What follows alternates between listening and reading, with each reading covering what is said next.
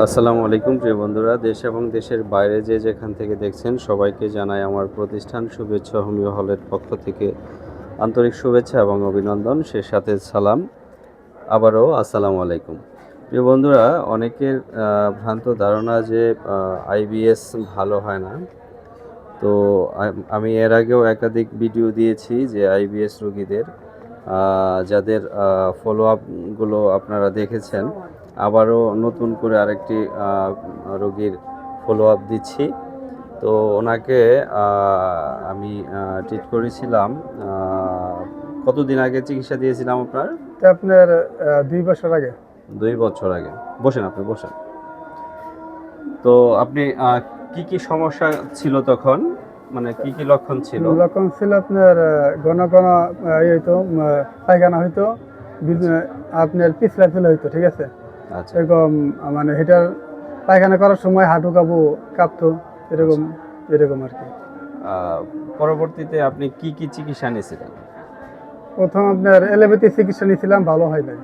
ওনার বড় ডাক্তার কাছে গেছিলাম, পরীক্ষা নিরীক্ষা করছে, কিন্তু ভালো হয় নাই। অনেক ওষুধ খাইছি, তারপরে আপনার ওষুধ খাইয়া ইনশাল্লাহ আল্লাহর রহমতে ভালো হয়েছে। তারা ডায়াগনোসিস করছে যে আপনি লাস্টে, পরবর্তীতে এলোপ্যাথিক ডাক্তাররা বলছে যে ভালো হইব না, এরা বলছে এটা ভালো হবে না। এটা কি রোগ বলছিল?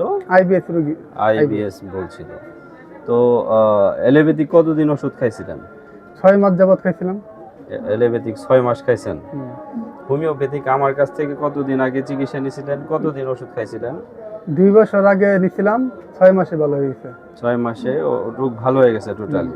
ভালো হয়ে এখন গেছে। কি কোনো সমস্যা হয়? না না, এখন সমস্যা হয় না। এখন আর কোনো সমস্যা হয় না। যে অনেকেই যে বলে যে বা অ্যালোপ্যাথিক অনেক ডাক্তাররাও বলে যে আইবিএস ভালো হয় না, আইবিএস ভালো হওয়ার মতো রোগ না।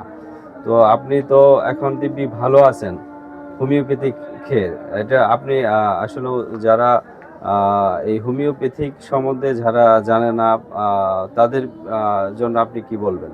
তাদেরকে অবশ্যই পরামর্শ দেব যে আয়ুর্বেদিক হোমিও খাওয়া দরকার সবারই, যাদের এই রোগ আছে। আচ্ছা, হোমিওপ্যাথিক এ রোগের প্রপার ট্রিট হয়, তাই না? হুম।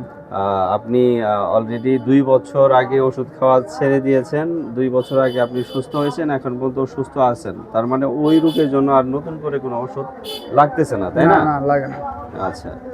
তো আমার কাছে যখন উনি এসেছিল, তো আসলেও ওনার ক্রিটিক্যালি সিমটমগুলো নিয়ে আসছিল। কারণ উনি শাক খেতে পারতো না, দুধ খেতে পারতো না, মাছ মাংস খেতে পারতো না। তো অনেক খাবারই ওনার খাবার মেনু থেকে বাদ দিতে হইতো। আস্তে আস্তে উনি এতটা দুর্বল হয়ে গেছিল যে তার হাঁটু কাঁপতো, শরীর দুর্বল লাগতো। তো ওনার সিমটমগুলো দেখে আমি হোমিওপ্যাথিক ওষুধ প্রদান করি, এবং কি নির্দিষ্ট ডোজ কমপ্লিট করার পরে সে পুরোপুরি সুস্থ হয়, এবং কি এখনও সুস্থ সে আছে।